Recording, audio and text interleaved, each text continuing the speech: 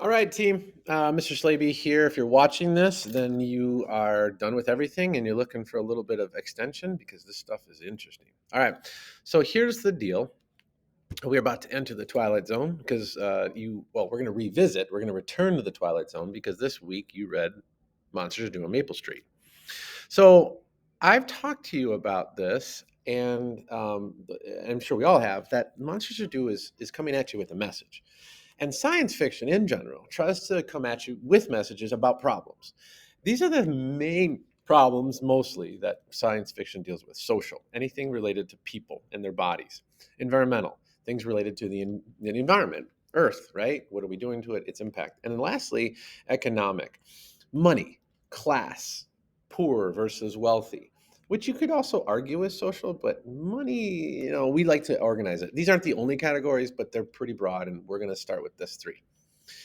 Now, every single sci-fi story really is trying to tell you something about a problem. Okay, what could happen, what might happen. But then there's another layer of sci-fi stories where they're allegories. And it doesn't even have to be sci-fi, but these are allegories. And an allegory, and we don't have to study this, an allegory is a story that's about something real that actually happened, but it's disguised in the form of a fictional story. Let me give an example. All right. This is District 9. This is a fun, kind of a really entertaining movie about aliens that accidentally land in Earth and they're sort of stuck in these really crappy neighborhoods. Okay. If you watch the movie, you're like, oh, this is kind of rough living. These aliens are disgusting. Here's the thing: this was set in South Africa, and it really is an allegory for South Africa's real treatment of people who have dark skin. There was actually law or policy called apartheid that South Africa practiced for a lot of my childhood, where black people were considered less than white people. So this movie is not about aliens. It's about how South Africa treated indigenous people, especially with dark skin. Okay.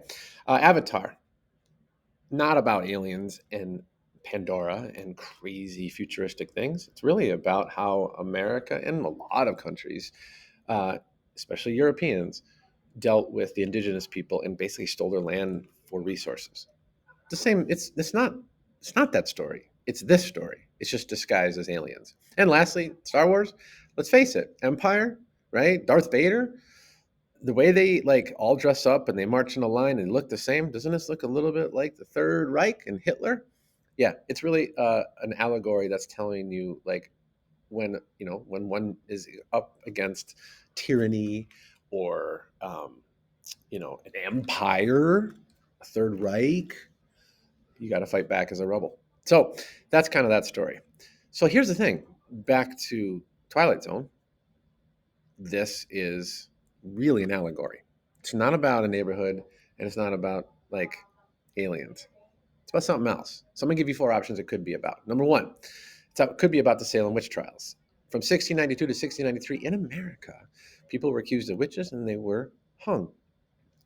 I want you to do a little research, find out more. Maybe this is what it's about. From 1947 to 1957 in America, there was a major scare led by this guy. You should do a little research on him. You'll see his face. I'm not going to tell you his name. Basically, he accused everyone from being a communist that disagreed with him or that even wanted to talk about how different ways to govern. He accused them of communists, and communists became so scary that they were like murderers or like wild, and they just kill. All right. Totally Red Scare, 1947, 1957. Do a little research on that. Then we have 1955 to 1965 in America.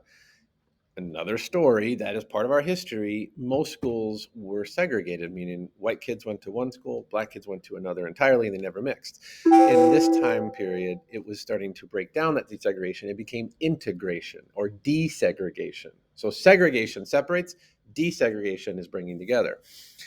Look at this sign: race mixing is communism. People didn't like it. It's awful, but that was happening. And lastly, possibility number four is that in post 9/11 world, after the planes hit, a rise in Islamophobia took place, meaning because the terrorists who broke broke trust and broke our hearts and ran planes into the trade centers, that that led to people saying, well, anyone who practices the Muslim faith must be like that. It's crazy. It doesn't make sense. It's not right, but that's what rose. So that's possible. So do a little research there. What I want you to do is search up all previous to these four. Do a little bit more background. It gave you not enough information. You need more. I did it on purpose. Do about 10 to 15 minutes of research. So it's like 3 or 4 or 5 for each. Okay. Now, choose one of these stories. When you see all four, choose one of these real events. And I want you to like kind of consider which one is the right one that the monster on Maple Street is talking about, because there is one right answer. I want to say something about this. Don't just do Wikipedia. That's not real research. You can start there. There's nothing wrong with that, but you got to look somewhere else too.